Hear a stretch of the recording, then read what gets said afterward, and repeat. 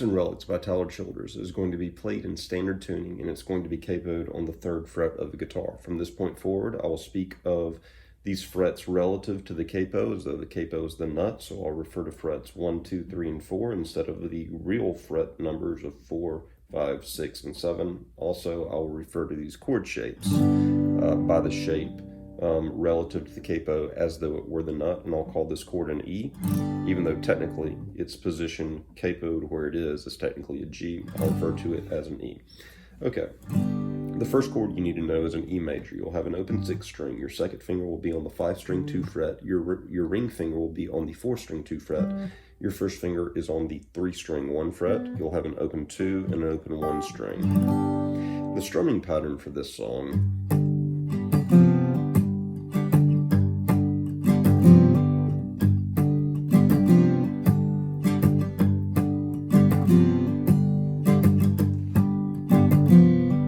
it's a down, down, up, down, basically. But there is a lift off and a hammer on that is happening with your fingers during that strumming pattern.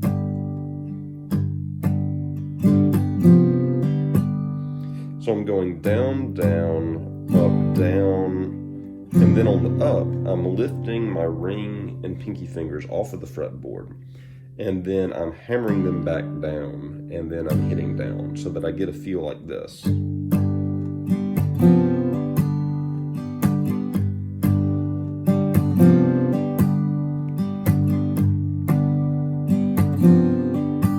So you notice that kind of in that linger, I'm strumming an up with my ring and second fingers off the fretboard, and my hand moves, my right hand moves in rhythm, but I'm not actually hitting the strings. I'm letting that openness ring out, and then I'm hammering with my ring and second fingers on my left hand to basically hit that beat, and then I'm strumming down again.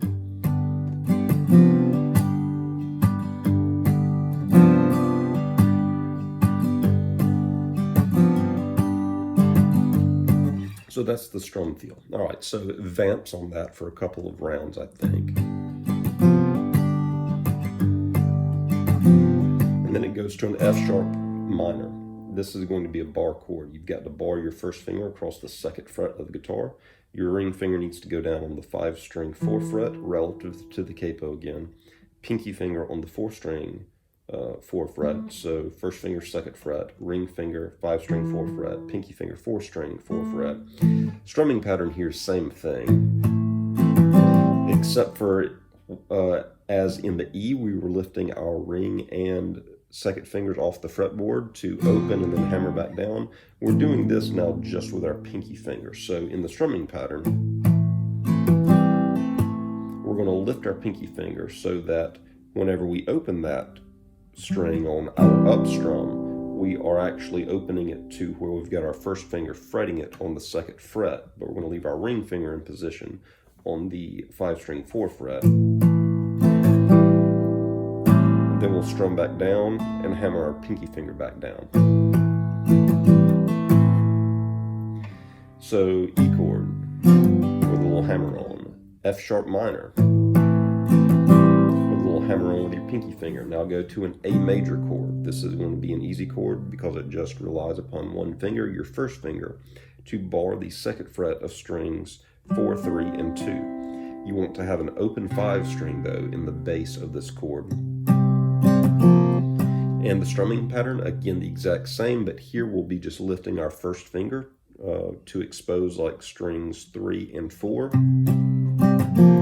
And then hammering our first finger back down into position, and then back to the E major feel.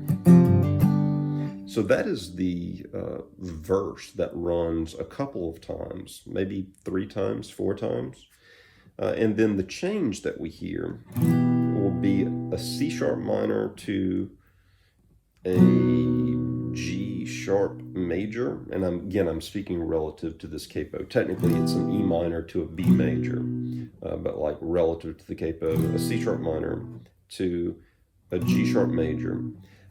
So both of these are bar chords. I've got my first finger barring the 4th fret of the guitar relative to the capo, the real 7th fret here. Ring finger on the 4-string 6th fret, pinky finger on the 3-string 6th fret, 2nd finger on the 2-string 5th fret. So we're going to hit that chord, and then we're going to take this shape right here that we've got with our ring, pinky, and 2nd fingers. Leave your 1st finger bar in place. We're going to take this shape, and we're going to just move them down one set of strings, so that now your ring finger is on the 5-string, what fret relative to 5-string 6th fret, pinky finger on the 4-string 6th fret, and 2nd finger on the 3-string 5th fret. Play that. So we've got the C sharp minor to the technical or the relative G sharp major. Then we'll take this whole shape right here and just pull it up 1 fret. So we've basically gone to the relative A chord. But Tyler Childers is playing this as a bar chord. You play that chord, and then the last chord of this little sequence, we will lift our 2nd and our pinky fingers off the fretboard, meaning your 1st finger needs to be catching that bar of the 5th fret of strings 4, 3, 2, and 1, essentially. But we're going to move our pinky finger down to the 2-string relative to the capo 5, 6, 7, 8 fret. It's going to be the real 11th fret that we're putting our pinky finger on. And you're going to strum, if you can, make sure that you're barring with your 1st finger all of those strings. And so your ring finger's on the 5-string 7th fret. You'll have the bar on the 4-string, bar on the 3-string, your pinky finger on the 2-string, what is the real 11th fret. I think it's the relative 8th fret there, and then your 1st finger grabbing the bar on the 1-string. Kind of a difficult chord right there, and depending on how your action is on your guitar, it might be very difficult to make.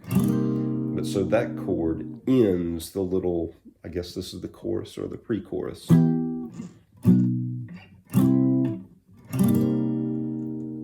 Sometimes those notes are just, or those chords are played as just down strums. Or sometimes they are strummed through, like.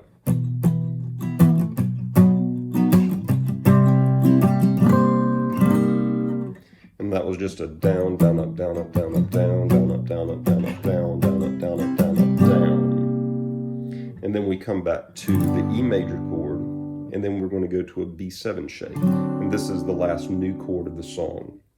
So the E major to a B7, this is 2nd finger on the 5-string 2 fret, 1st finger on the 4-string 1 fret, ring finger on the 3-string 2 fret. You'll have an open 2 and open 1 string behind it. So the E major to the B7 to the A chord, repeats the A chord. And then sometimes moving back into the E, you can hear and see him if you're watching the live version of him playing, I think, at the Basement in Nashville. Move with something, I think it's his 2nd finger to the 6th-string relative 3 fret, and kind of pull that note a little bit, and then move back into the E major. And the little solo break that happens in the song is happening over the verse progression of E major to the F sharp minor. And then when Tyler's playing this solo, whenever he moves to the A chord,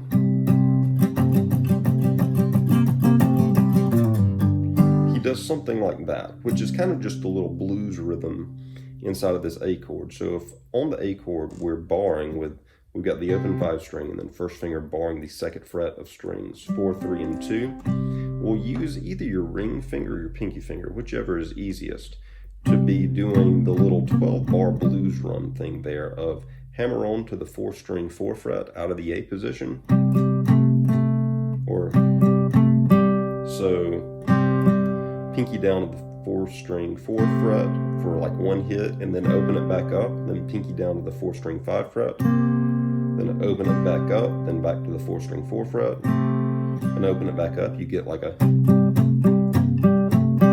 and then letting that decay, he comes back to the 4-string 5 fret and just kind of walks down 4-string 5 fret, 4-string 4 fret, then the A chord, and then He slides back down into that E chord by going like ring finger to the 6th string 4th fret, slide down the 6th string 2th fret, and pull off to 6th string open. And then back into the E chord.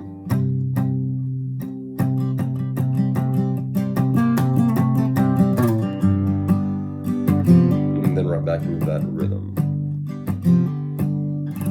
And then it repeats. So those are the chords and the movements to Rocks and Relics by Tyler Childers. Hopefully this gives you an idea of how to approach the song.